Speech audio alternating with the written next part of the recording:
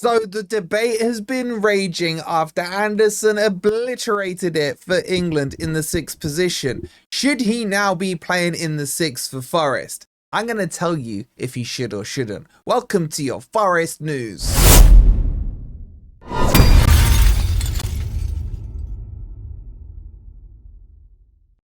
Hi guys, hope you're doing well and welcome to this stupid international break that seems never ending. If you're sick and tired of the international break, let me know by hitting that like button now. Make sure you're subscribed as well if you are new. And the 3rd kit for Forest is out on OK Jerseys. So if you want to go grab that, go scan this QR code and make sure you use code FFTV for 8% off.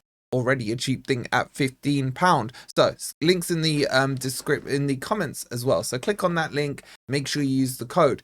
Okay, look, it's international break. Everyone's still talking about Nuno this, Nuno that. I can't be bothered with it today. I want to get my geek on and I want to talk about this Anderson debate. Is he good enough for the 6? Should he be playing in the 6?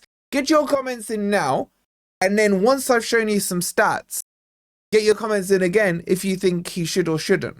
I don't know if that makes sense, but let's get into it. So, should Anderson play as the 6? Now, Anderson has been fantastic for Forest ever since he's joined. I think, personally, my sample size from last season was like, he is #1 name as the 8. And I think I said it earlier on in the summer, Anderson should play in the 8 unless you go and get me a better 8 who can replace him. We've got Douglas Luiz now. So what does that mean for Anderson? Now, if you look at Anderson's overall, eye test figures, I think he's a brilliant dribbler on the ball. He's brilliant at tackling. He's very good at passing. He's good at progressive passing. My biggest flaw, if there was one flaw to talk about Anderson, is his shooting. I don't think he's a bad shooter. I just don't think he gets enough goals on that. And what I want to do, I want to show you some stats now. We're going to get geeky, right? I'm going to show you some stats on Anderson and where his strengths lie. And then we're going to compare it to the other potential candidates for that 6th position. We'll have a look at Sangare. We'll have a look at Yates. We'll have a look at Dominguez. We'll have a look at whoever else is there. Feels like we've got hundreds of them. So let's jump into that and have a quick look. Now, this is Anderson's. And by the way, these spider graphy thingies, whatever they're called, is very geeky. So I found a nice, simple one that's very clear, I think, on what his stats are. So this is stats as a midfielder, and this is for this season with Anderson. It will show you basically the higher up it is towards the circle, the better they are at that specific trait. So for example, this season alone, in his 300 minutes that he's played at Forest, his progressive passes are ridiculous. His forward passes are ridiculous. His forward pass percentage is very, very good. His key pass is okay. And possession 1 and duels 1 is somewhere in the middle. Now, I've also got Anderson's ones from last season for you, so you can kind of see the change. Excuse me. I need to cough. So you can see the change in his style already. Last season, possession 1 was exceptionally high. We were playing more in a counter-attacking system. And you can see that in the difference from last year to this year. Last year being the yellow one on the stat. His progressive passes were lower, as were his forward passes. This is definitely a change in the style and the mentality on which Forest are playing and the involvement Anderson has. Okay, so that was last year's one. Now, let's have a look at it from a 6th perspective. Obviously, the important stats are the duels and the possession 1 when it comes to a midfielder. And then, can they pass the ball forward? So let's bring up the name that you're all talking about. So Sangare, is he better than Sangare as a 6? And remember, we're looking at this from a 6 perspective. So Sangare is the inner circle, the lighter blue here. And you can see that on every metric, Anderson is a better player than Sangare as a midfielder. He's been better on possession 1. He's been better on progressive passes. He's been better on forward passes and percentage of it in carrying. The only thing Sangare has on him is literally nothing. So as an 8, clearly he is better.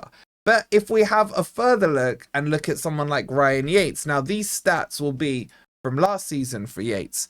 It's quite interesting to read. Ryan Yates was the best possession winner out of these 3 if you compare the stats. Now, again, I'm comparing Anderson from this year, don't forget. But he has a very high percentage of passes won. It's 86.7%. Where Ryan Yates seriously struggles is in the progression forward. So if you look at key passes, you look at progressive passes, they're non-existent whatsoever, carrying the ball very low, and forward passes very low as well.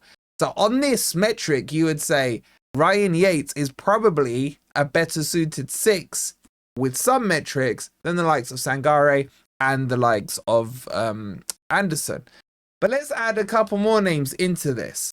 This should now get very pretty, this graph. Let's have a look at Dominguez for Forest.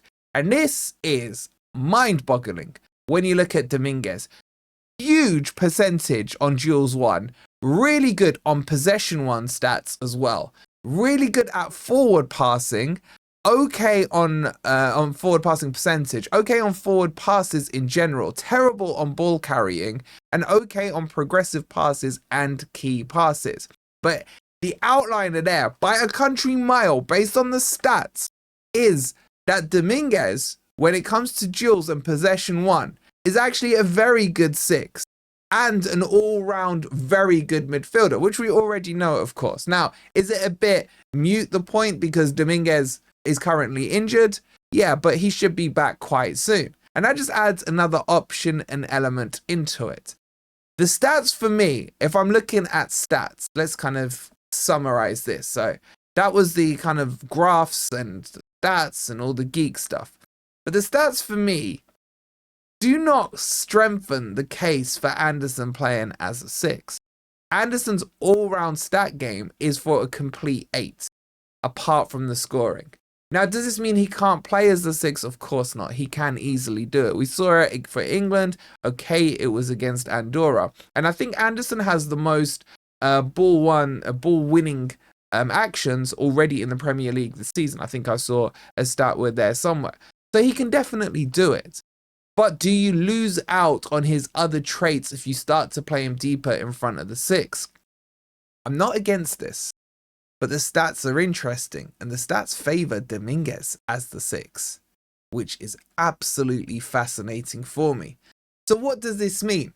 I think it means that Nuno has yet more options, or to use his phrase, solutions, because he could easily play a double pivot.